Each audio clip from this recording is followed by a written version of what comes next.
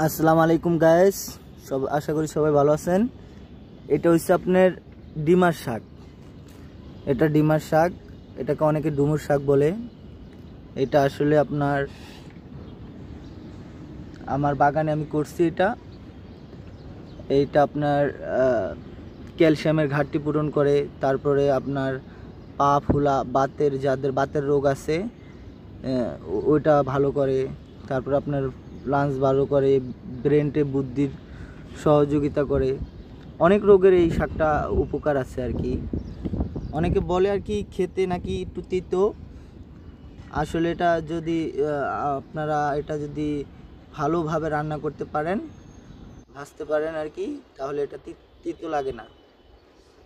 এটা খেতে অনেক ভালো, অনেক রোগের উপকার। আপনারা এটা খেয়ে দেখবেন, ঠিক আছে? এই এই শাকটা অনেক অনেক অনেক উপকার। যা মনে করেন যে খেলে মনে করেন যে আপনার ব্রেনটে বুদ্ধির অনেক উপকার করে এটা।